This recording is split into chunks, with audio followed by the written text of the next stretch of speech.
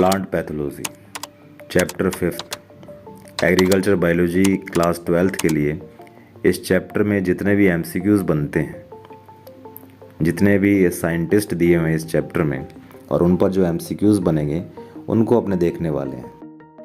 और इस सेशन में टॉप 10 क्वेश्चंस के बारे में अपने डिस्कस करेंगे जिस पर एमसीक्यूज़ आ सकते हैं। तो पहला क्वेश्चन है, father of plant pathology in India.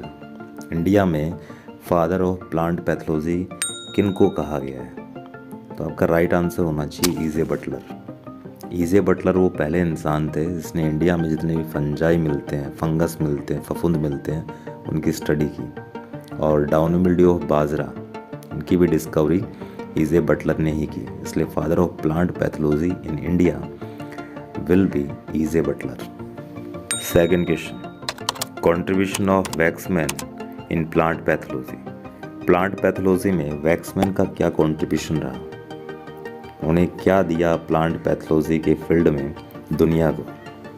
तो आंसर होगा, उन्होंने डिस्कवरी की स्ट्रेप्टोमाइसिन की। और स्ट्रेप्टोमाइसिन एक एंटीबायोटिक है जो बैक्टीरिया को मारने के काम में आता है। तो जितने भी प्लांट के अंदर बैक्टीरियल डिजीज़ होती है उनको कंट्रोल करने के लिए, उनको मैनेज करने के लिए स्ट्रेप्टोमाइसिन की डिस्कवरी किसने की? वैक्समैन ने 1944 में। Third question, systemic fungicide carboxin discovered by. तो आपका आंसर होना चाहिए स्मेलिंग एंड कुल्का।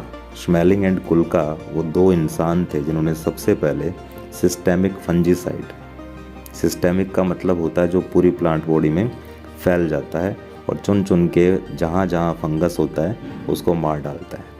और उस फंजीसाइड का नाम था कार्बोक्सिन। उसकी डिस्कवरी की स्मेलिंग एंड कुल्का ने। Fourth question, father of mycology.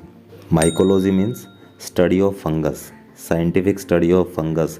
फफूंद के बारे में जानना, उसकी स्टडी करना, वो होती है माइकोलॉजी। तो फादर ऑफ माइकोलॉजी पीए मिकेली है। पीए मिकेली वो पहले इंसान थे जिन्होंने दुनिया भर में सबसे पहले फंगस की साइंटिफिक स्टडी की। नेक्स्ट है Frank. Who was Frank? Frank कौन थे? 1885 के अंदर माइकोराइजा की डिस्कवरी करने वाले इंसान का नाम फ्रैंक था। तो फ्रैंक ने माइकोराइजा की डिस्कवरी की। और माइकोराइजा एक सिम्बायोटिक रिलेशनशिप है किस किस के बीच में? पाइनस की रूट और माइकस के बीच में। माइकस मतलब फंगस, और फंगस का नाम है यहाँ पर ग्लोमस। ग्लोमस नाम का जो फंगस होता है वो पाइनस की रूट में जगह बना लेता है और दोनों एक दूसरे को फ़ायदा देते हैं।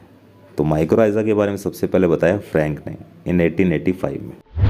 नेक्स्ट है, who placed fungus in kingdom fungi. Kingdom fungi के अंदर फंगस को किन्होंने रखा, किन्होंने क्लासीफाइड किया? तो आंसर होता है आर.एच. विटेकर इन 1969।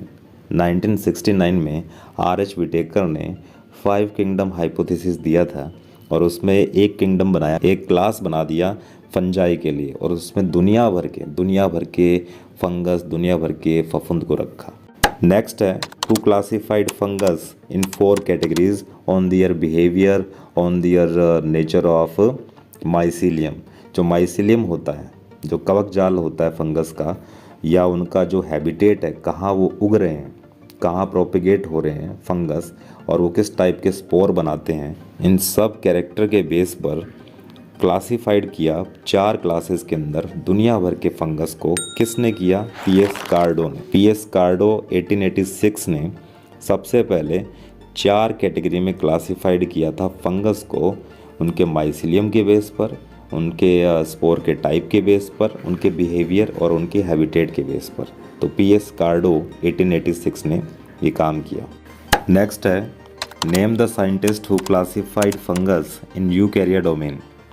देखिए 3 डोमेन बनाए गए थे, या एक यूँ कहें कि 3 क्लासेस थी। जितने भी लिविंग ऑर्गेनिज्म हैं इस ज़मीन के ऊपर, इस धरती के ऊपर, उनकी 3 क्लासेस बना दी गई। कुछ को रखा बैक्टीरिया में, कुछ को आर्किया में और कुछ को यूकैरिया में। और ये तीनों ही 3 डोमेन्स सिस्टम के नाम से जाने जाते हैं। और इनको इस तरह से क्लासिफाइड किसने किया? वूज ने। वूज 1990 में। वूज वो पहले इंसान थे जिन्होंने 3 डोमेन्स बनाए। बैक्टीरिया और आर्किया में उन ऑर्गेनिज्म को रखा जिनमें 16S rRNA मिलता है, या यूँ कहें कि जिनके अंदर 70S राइबोसोम मिलता है। और यूकैरिया के अंदर उन ऑर्गेनिज्म को रखा जिनमें 80S राइबोसोम या 18S rRNA मिलता है। तो फंगस एक यूकैरियोटिक सेल है और उसमें 80S राइबोसोम मिलता है। इस वजह से वुज ने यूकैरिया डोमेन के अंदर दुनिया भर के फंगस को रखा। नेक्स्ट क्वेश्चन की बात करें।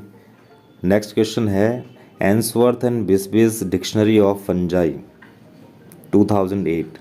ये एक बुक का नाम है। वो रोट Ainsworth and Bisby's dictionary of fungi 2008, जिसके अंदर क्लासिफिकेशन ऑफ फंजाई को मेंशन किया गया है, मॉडर्न क्लासिफिकेशन दिया गया है फंगस का। तो name will be Kirk, KIRK 2008। Next question की बात करें, वो बनता है ल्यूवेनहॉक के ऊपर। Who discovered bacterial cell. देखिए लिविंग सेल की डिस्कवरी का जो क्रेडिट है वो जाता है ल्यूवेनहॉक को 1676 में, और उन्होंने बैक्टीरियल सेल को नाम दिया था एनिमलक्यूल्स। तो क्वेश्चन बन सकता है कि लिविंग सेल की डिस्कवरी किसने की या बैक्टीरियल सेल की डिस्कवरी किसने की, तो आंसर होगा ल्यूवेनहॉक 1676 में।